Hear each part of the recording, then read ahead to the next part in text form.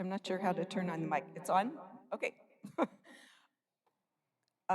Good morning and welcome to the First Unitarian Church of Oakland.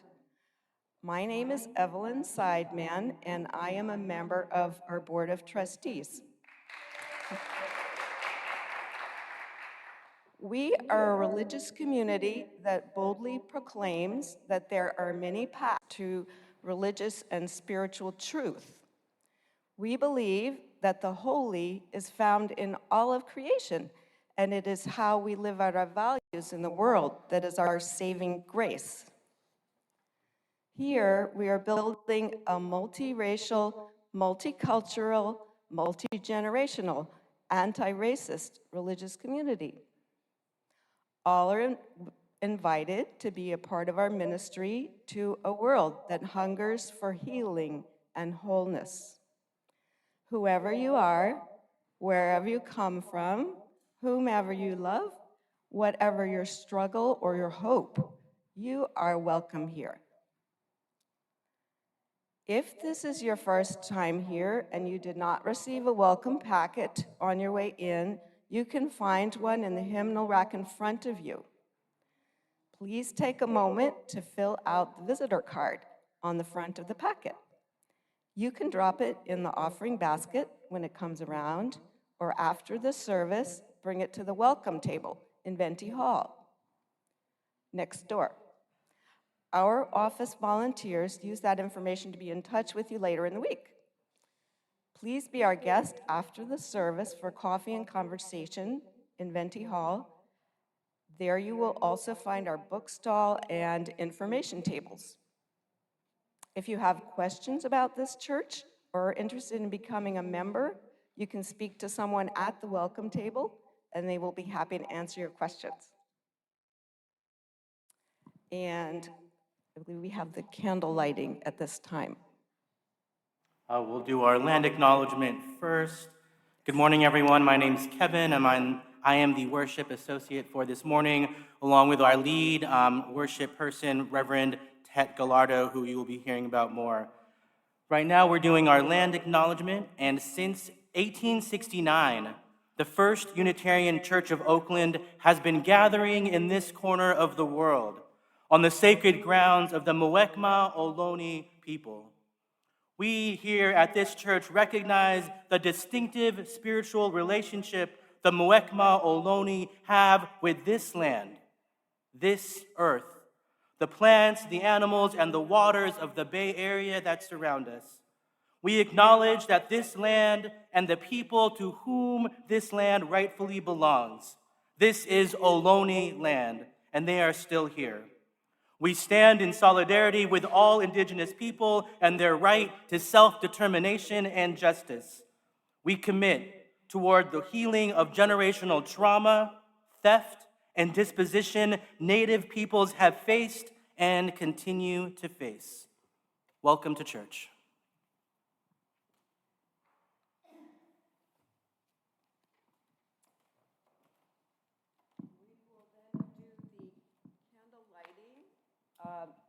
First, Kevin will light the peace candle, and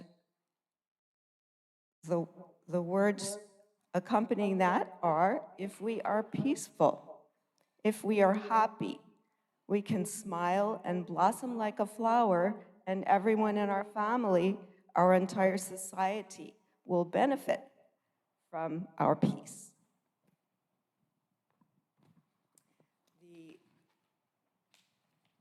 Next candle we will light is the Black Lives Matter candle. You have to believe that change can happen if you are going to be a part of making change. That doesn't mean we don't hurt, that we don't despair, that there isn't grief. There is all of that. But there must also be a belief that we too can make the change that we long for. That is a quote from Alicia Garza, co-founder of the Black Lives Matter movement. And finally, we light our church chalice.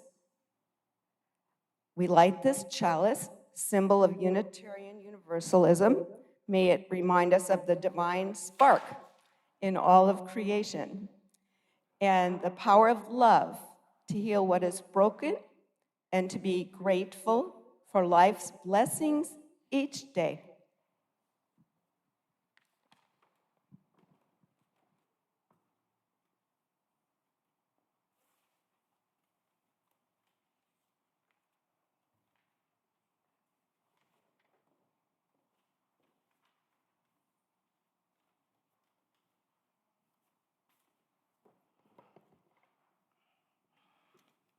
So this morning, church, we are blessed to have words from Reverend Tet Gallardo.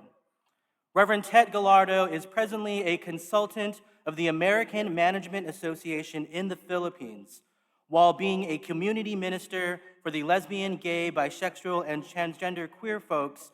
And Reverend Tet was recently elected as the district minister of the northern region of the Unitarian Universalist Church of the Philippines, which has over 25 congregations and fellowships with over 2,000 members.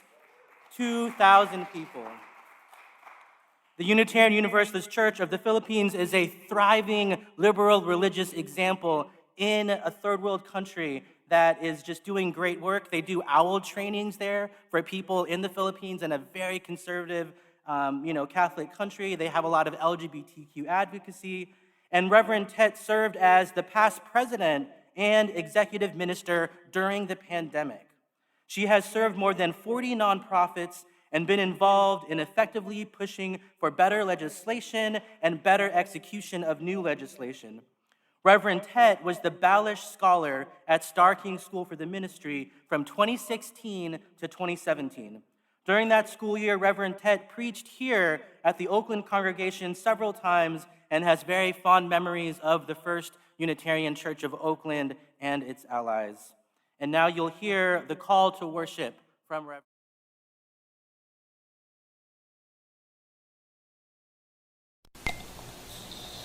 Let us begin our ritual of beloved community by being mindful that our time together is for holding space for each other's fullness of spirit and humanity, complex and uncertain, yet potent for surviving, for thriving, for discovery, and for revelations. In one voice, the people say, "Come, let us worship together."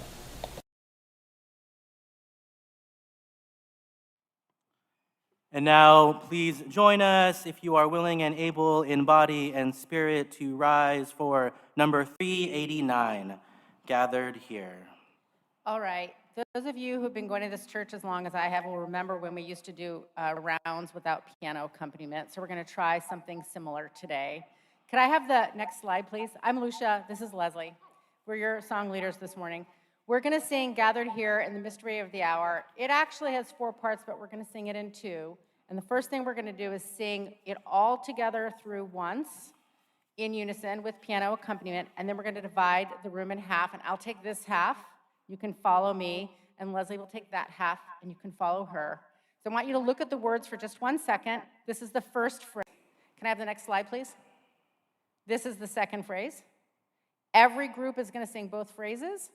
But the second group is going to start halfway through the first group, just like a round. All right? I'm going to turn this over to Leslie to actually sing with the mic, because when I sing with the mic, are you doing group A on this? I'm going to do group A. Okay. So just to remind, we're doing all together the first time through. The second time through, this side of the room is going to start with Lucia, and then I will bring you all in at the beginning again at the same time, and we're going to sing it 4 times total. I had 5 fingers up there for anyone who was noticing. 4 times total. First 1 time unison, and then 3 times in a round. So we'll be singing without them for a little bit at the end. It's going to be awesome. We got this. All right. Gathered here in the mystery of the hour, gathered here in one strong body, gathered here in the struggle and the power, spiritual near. Gathered here in the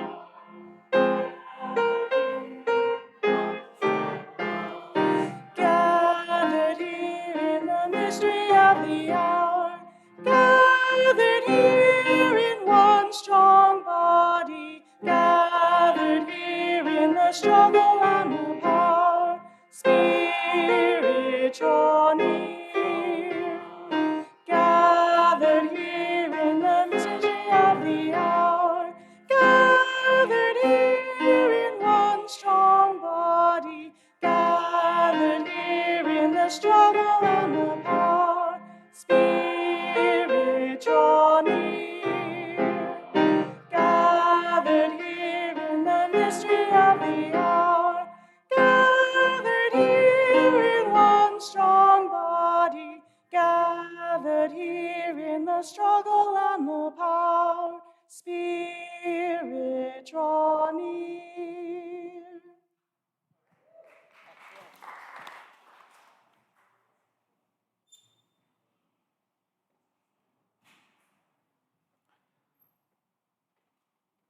Kayumungi rainbow, brown rainbow, a poem. Love. Love the brown color of the earth. Kayumungi, rich, deep, and dark, center of the universe before time began.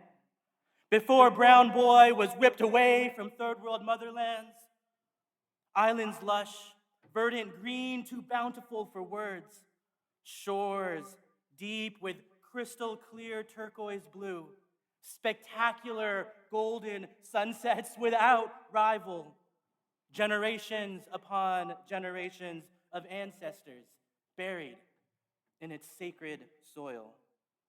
Brown boy born into lonely white America. I am one of you, he thinks. I too bleed and dream and cry.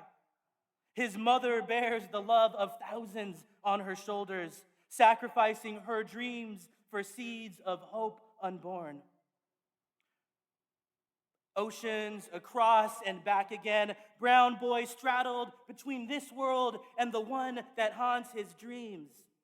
Not fully one without the other, not fully whole until together, not fully known until he remembers. Brown boy, born into white America, he screams into the night, "Who am I?" No one hears him. Who are my people? No one else knows. Yet legacies of conquest still frame his every move. They question the brown of his brownness. They question the hue of his worth. He feels the pain of his ancestors in his chest. Trauma he still carries, a legacy he still remembers in the blood that flows through his veins. I am human, he cries. He breathes through the breath of his ancestors. I am Lapu Lapu, king of the island people. You will not take our ancient lands. You will not destroy our ancient gods, he says to the pale-skinned foreigners burning with greed and lust, cross in one hand and sword in the other. You will not destroy our verdant green islands, lush, too bountiful for words. Shores with crystal clear turquoise blue, rainbow color reefs of every shape and size, filled with every fish of the sea and every color of the rainbow. Spectacular golden sunsets without rival, generations upon generations of ancestors buried in its sacred soil. You will not burn down our ancient Bahai Kubo Nipa hut houses. You will not take our gods and replace them with yours. You may kill our bodies, but you will never kill our spirit. For you do not know our secret weapon. We were made for this moment long, long ago. We planted seeds in the form of hope unborn. Love, as eternal as the stars. Love that knows the revolution that burns in his chest. 500 years later, brown boy born into white America. I am alive, he exclaims. I am right now on the knife edge of time. He takes his first breath from other people's sacred skies. He takes his first drink from other people's sacred rivers and streams. He takes his first breath from other people's land soaked with red-stained soil. He forms his first words in a nation indifferent to its history of chains and genocide and war, legacies of trauma unhealed. And yet, despite all of this, somehow love remains unbroken. A miracle from time before time. Brown boy grows up, he fractures into 1,000 rainbow shards of glass, too many broken pieces. His secret love hidden deep, buried somewhere beneath white picket fences, and his parents' dreams, everyone else's dream. Abomination and condemnation are the holy words he reads. From the pulpit, he hears love the sinner and hate the sin. But my love is not a sin, he shouts back. Am I not human? He cries. Brown boy screams into the night, but no one hears him. Too brown for rainbows, too rainbow for brown. Am I the only one? He prays. In this time of rage and sorrow, rebirth and revolution, Brown boy stands on the knife edge of time. Our ancestors whisper in our ear our lives with this one chance to make our move. Dance our dance. Live into our ancestors' wildest dream. Love, the only way. Love, as eternal as the stars and the sun and the moon and the rain and the earth. Love, holy and sacred and forming an unending circle, time before time. Love, pure, generous, and kind. Love, justice, here on earth, boundless and unbreakable. Love, the brown color of the earth. Kayumangi, rich, deep, and dark. Center of the universe before time began. Amen.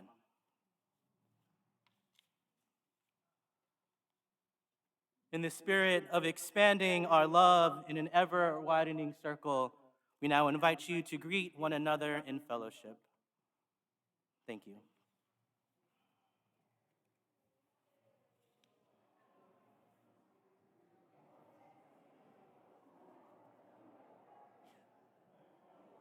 Yeah, that was from...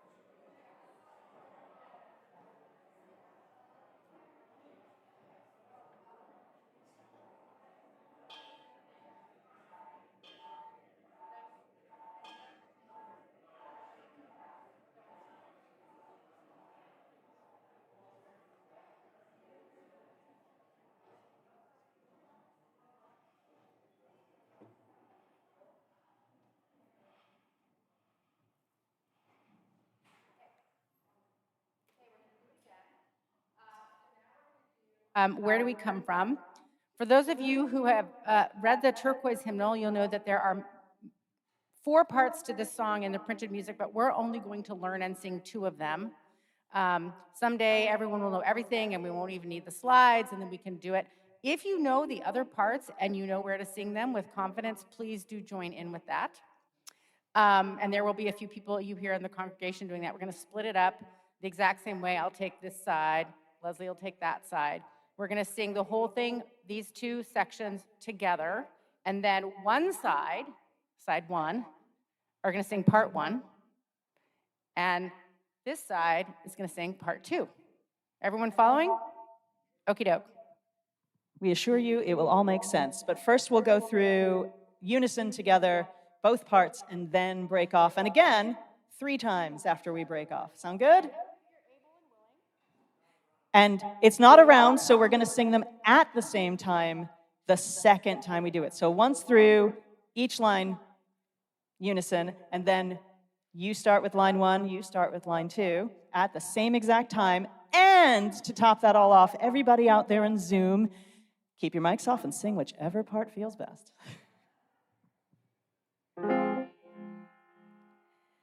Where do we come from?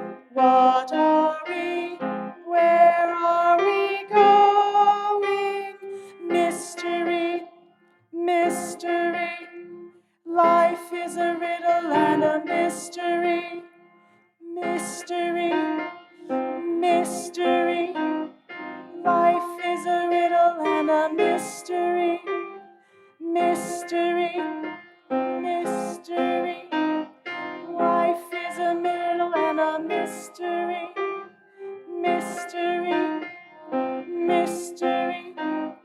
Life is a riddle and a mystery. Mystery, mystery. Life is a riddle and a mystery. 4 times.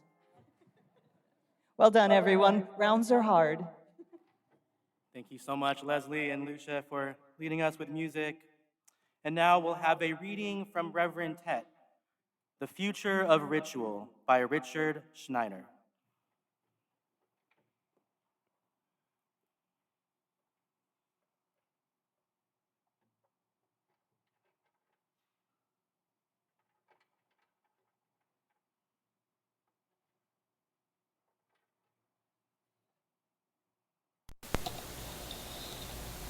So the reading is from The Future of Ritual by Richard Schechner.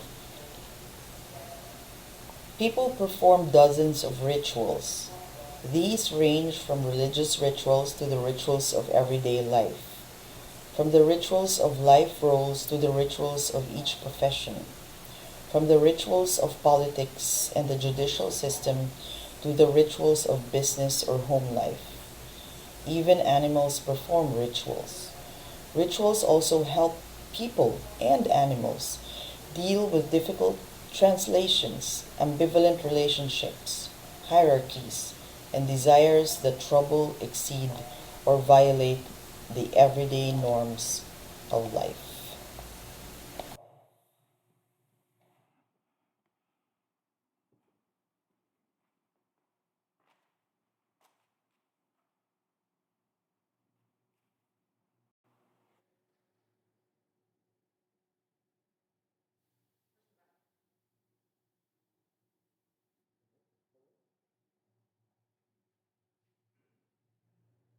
So we do our embracing meditation.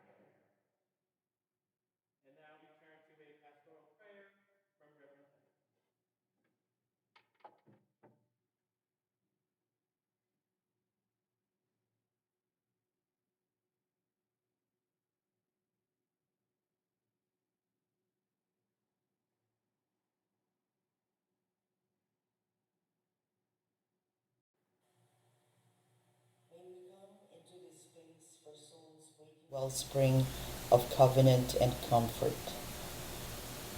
where we can abide in each other's care and conscientiousness with confidence.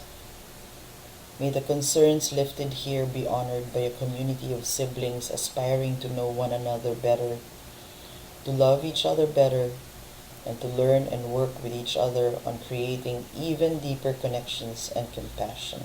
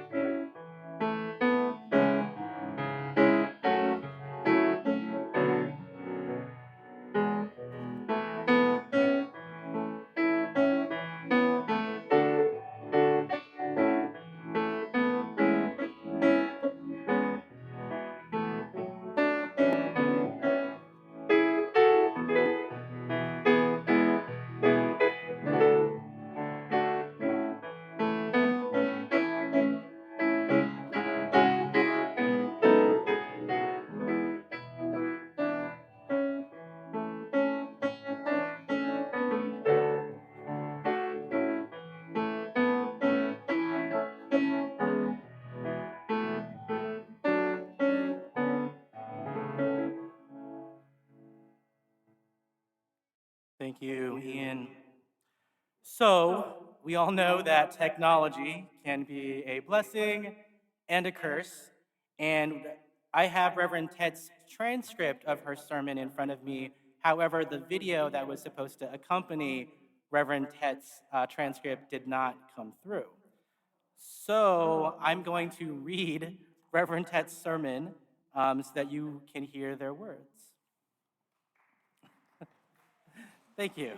So definitely, have some patience. Thank you very much. So this is the sermon of Reverend Tet Gallardo titled The Ritual of Regard. Hello, everyone. Good morning. It's so good to be back with you all. I spoke here in 2016 and 2017, and that feels like a lifetime ago. What a time to be alive. We can now talk about mental health more openly. More people can talk about their genders and have more than one gender in a lifetime. We can talk about sex and abortion and a whole set of justice topics, even if they have often brought us not closer together, but more distinct, in fact, from one another. Have you not had that friend whom you thought just gets you on so many levels? They get your passions and interests, like they say they're so in line with you on their principles of our Unitarian Universalist Association, but you find out later that they're kind of anti-vegan, or have been a secret racist or ableist, or are shockingly ignorant of the fact that Filipinos were in Texas before there was even a United States of America to speak of. How many of us have lost friends due to an honest social media post or because you have been posting political posts way too much?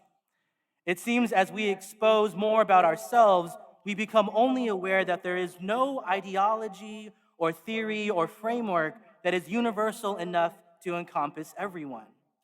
How distant it feels to me to think that there was a period in Unitarian Universalist history when people thought being white means they get to speak on every issue like a universal plug-and-play device. It feels long ago when we couldn't even acknowledge white supremacy, when that was just 6 years ago. It seems that as each of us gets personally clarified with the world, we can feel more alone, especially since it looks like that's easy to offend someone with our opinions. Long gone are the days we could rely on socio-political frameworks to unite all workers of the world, all Black, Indigenous people of color, or all members of the LGBT community. Now our ideologies created cohesion in movements. That time is long gone. Movements have always been splintering around times of redefinitions or times of reorganizations anyway. If we are not being divided by opinions on issues, we are being divided by our own political persuasions or personal interests. Social media platform promised us connection by helping us create networks of friends, receive frequent updates from them, and help us build community. And yet, we are still feeling more separate and alone. How is it that with all the free speech in the world, we can't seem to muster democracy? So, there are two types of proportional representation in legislations in the world. One is where your representatives in the House is more proportionate to your direct population. The other is where you get into form parties around interests that need not be considered by the powerful, like a workers' party or a party for security guards, for women, for the indigenous, for people with disabilities, etc., and all get seats proportionate to the number of votes they get, which is what we have in the Philippines. It's called open list representative system. In Germany, Netherlands, Sweden, Finland, Norway, Belgium, and Spain, among others, they use this. Yet these countries are generally more humane and happy as they are more open to learning from their minority. The Buddhists taught me that the highest form of love is consideration.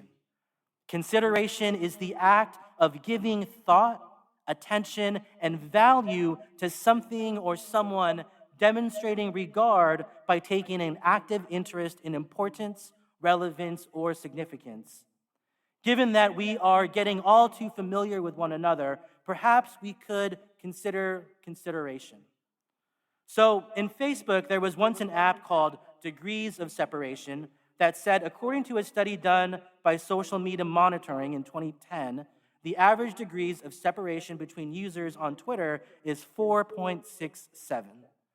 Did you know that based on a study by Facebook in 2011, the average number of acquaintances separating any two people of the world was 4.74? The number indicates the number of mutual friends between two people, degrees of separation or degrees of connection. I had always believed in social media as the anti-media. Remember the time we just had to believe newscasters because they were on TV?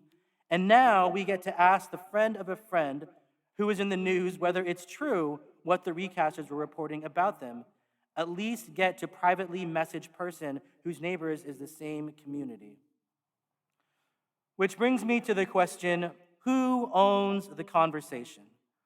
Well, it used to be owned by white people from elite backgrounds, those we used to blindly follow because they excluded gentility, authority, or reason, even if the reasoning was based on a narrative that perpetuated advantages. Whatever they veered from their conversation, we went with it. But now that we influence each other from across the globe, we have learned to decenter, have we learned to decenter or decolonize our own conversations? The world may be assuming that this intimacy may, for quality conversation, be in fact, it has become more difficult to find this culture of contempt, constantly feeling a light buzz over a low regard for people in general. Because familiarity breeds contempt. But even in places where you are highly intimate, look at the workplace where everyone is putting their best face or best foot forward, the great resignation or the quiet resignation was still given as a top effect of toxic work culture. So now, please let me induce an experiment. We want you to talk to someone beside you right now and answer this question. What do you think is going to succeed at their team goals? Who do you think is going to succeed at their team goals? A, the good leader in a bad team. B, the bad leader in a good team. C, neither. Or D, either or both. So again, you're going to talk about this to your neighbor for a few minutes. And who do you think is going to succeed at their team goals? A, the good leader in a bad team. B, the bad leader in a good team. C, neither. D, either or both. You can arbitrarily decide what is good and bad for yourselves. You'll have a few moments to discuss. I'll end with the sound of the bell.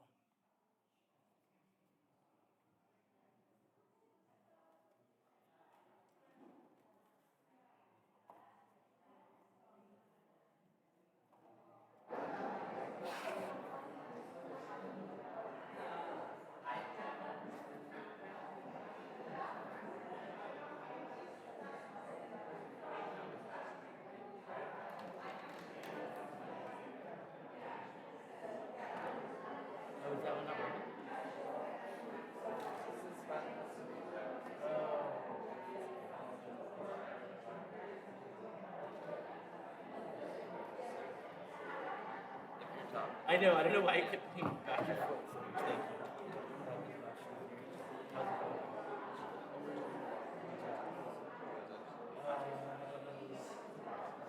What was it? What was it originally? They just gave me a disclaimer and said Well, that's right. Yeah, I think that's true because I remember this before. Yeah, I think that's true. Okay. Oh my God.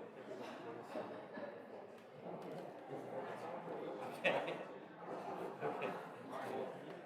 Okay. Sure.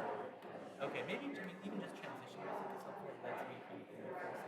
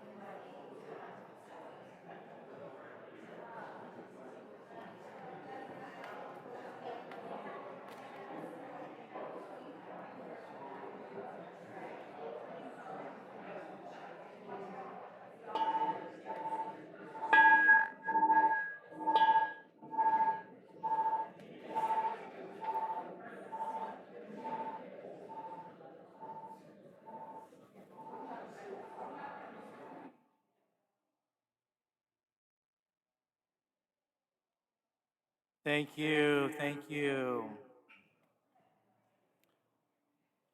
Thank you for engaging in some connection with each other and some making a conversation with someone familiar or new. Tell me I'm wrong, but you probably define leadership as the ability to influence others, therefore to effect change. The point of this experiment is that you should have discovered that to effectively change anything through leadership, it doesn't matter if you're a bad or a good person. What matters is your ability to come to an understanding with your teammate, which happens when you have quality conversation. According to the poet David White, no one survives a real conversation. To that, we could allow conversations that would transform us. This only happens with a learning mind and an open heart. I cannot overestimate the power of transformation and the power of quality conversation in my years of experience. Let me give you some real-life examples. Sometime in 2014, as I served as minister in one of the congregations of the Unitarian Universalist Church of the Philippines, the Bikutan congregation in Manila and our congregational board then decided to support the creation of a local basketball team, Unitarian Universalist Philippine basketball team, to be managed by one of our deacons, a promising young gay man with so much passion, but knew zero about playing basketball. He said sports ministry was the way to go. And to be fair, it attracted so many young people who have never played basketball in competition. To be fair, basketball is like the national sport in the Philippines, so everyone feels they can be a player. Anyway, you've got teenagers under a deacon, and the only guidance I gave them was work on teamwork first. Learn to like each other and to trust each other. They started to hang out more, waking up early, jogging, praying together, going on retreats together. The deacon is a genuine mentor to the kids. They adore him and they start to really like being with one another. Get this, within a year, they join a community tournament, and in that year, they won 4 out of their 5 first games. Quality conversation is truly a divine pursuit. Quality conversation makes for mental hygiene. Same way as oppressive conversation can make us mentally ill, quality conversation does not spare us from feeling challenged in our truths to be discomforted or even disturbed in order to become more considerate.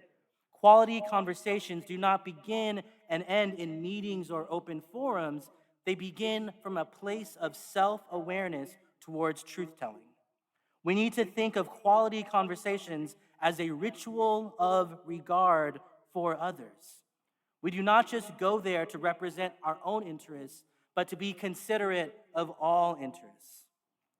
There is a stereotype that impassioned speeches full or of rage or hatred for the opposition is what rouses people out of their apathy. But the most impassioned speakers are usually preaching to the choir. If you really want to convert people, you'd have to be in quality conversation with them. The theologian Marjorie O'Rourke Boyle illustrates the grave mistranslation of the Gospel of John in its implications. Christians have always thought of John 1:1, in the beginning there was the Word, and the Word was with God, and the Word was God, and so forth. However, through a lot of decolonization practice, she said the proper way to translate John 1:1 goes like this. In the beginning, there was conversation, and the conversation was with God, and the conversation was God. Amen. This was with God in the beginning. Through this conversation, all things were made. Without it, nothing that was made has been made. In this conversation was life, that life was the light of all. If we continue to come into the meanings of our advantages or privileges, like how missionaries used to drop the word on populations they wanted to colonize, then we are also colonizing these forums. The way to decolonize is to experience the transformative power with an open mind and a loving heart. Thank you. Amen.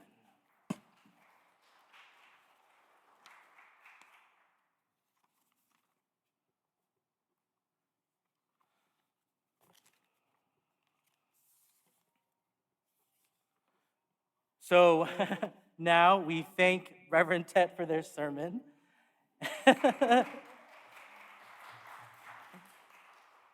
And we thank them for sharing their words of wisdom with us. And now is the time in our service when we consider how our dollars can impact the greater good and help change the world. This morning, our offering is going towards the work of supporting the Unitarian Universalist, lesbian, gay, bisexual, queer, and trans community of the Philippines. As the plate passes this morning, please give generously if you are able. We will now hear words directly from Reverend Tet about this special offering.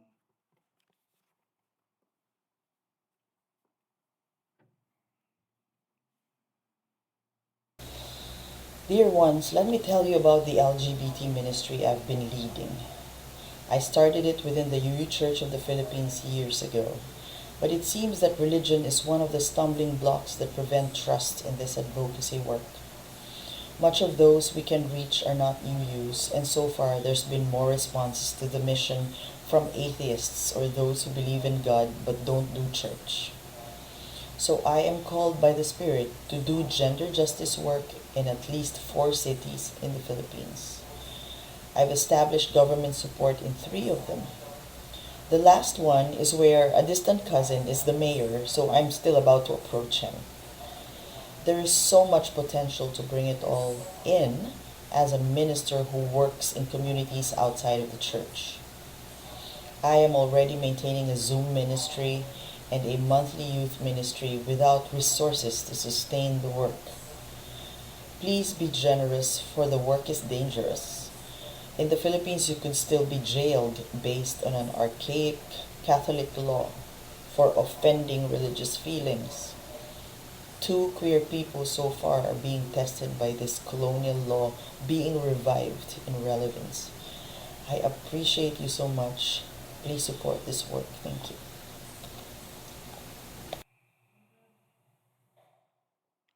Will the ushers please come forward, and this morning's offering will now be gratefully received.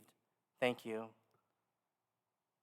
Ian, if you could just play some music. I'm going to read Our announcements now are we're going to be saying them during the generosity ask as a collection time.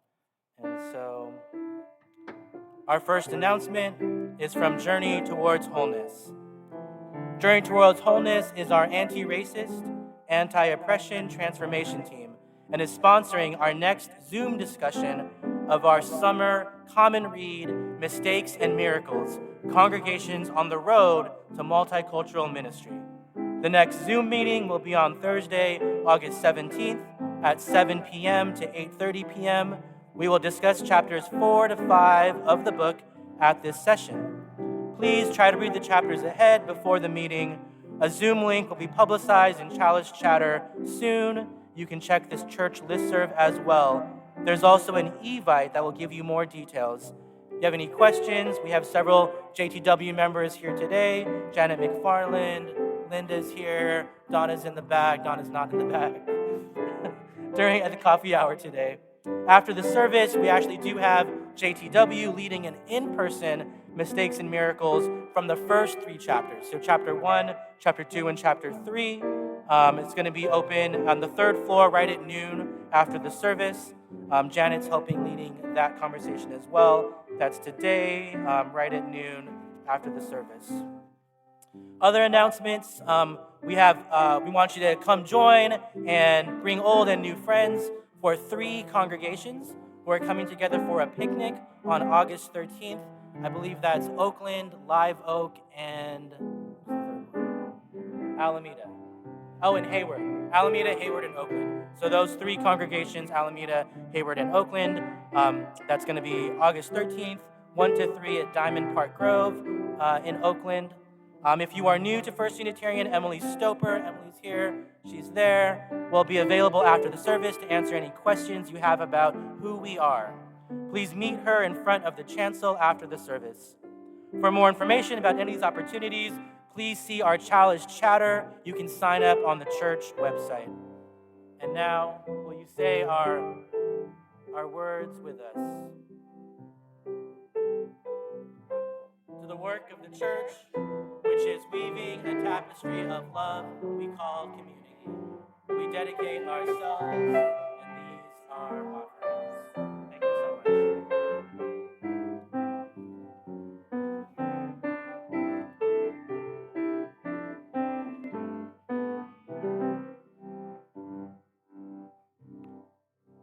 much. Thank you so much, and if you'll please join us for our closing hymn, number 121, We'll Build the Land. Thank you, song leaders.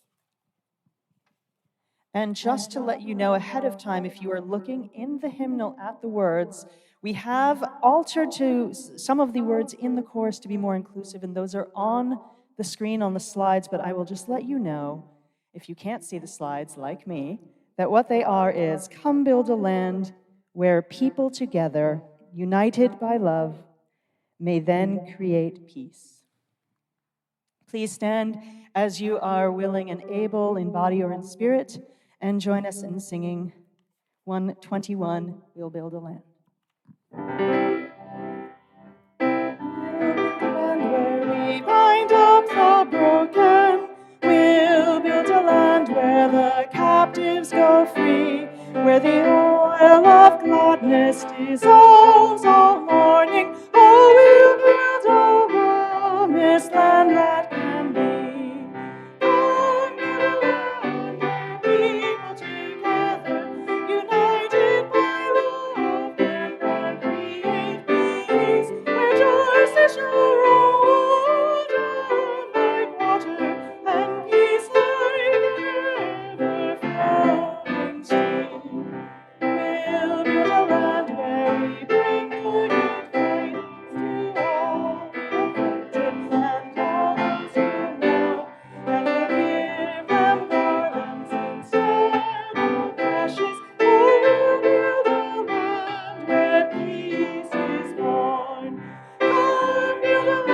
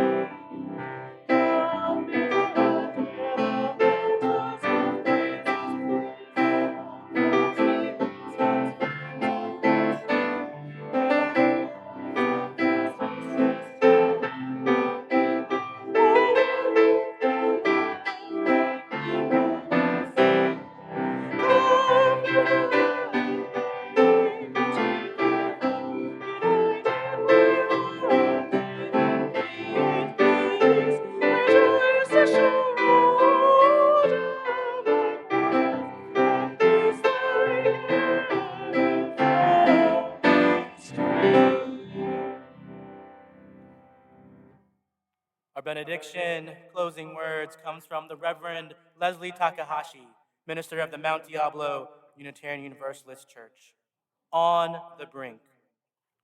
All that we have ever loved, all that we have ever been, stands with us on the brink of all that we aspire to create: a deeper peace, a larger love, a more embracing hope, a deeper joy in this life we share. Go out and serve the world. Thank you.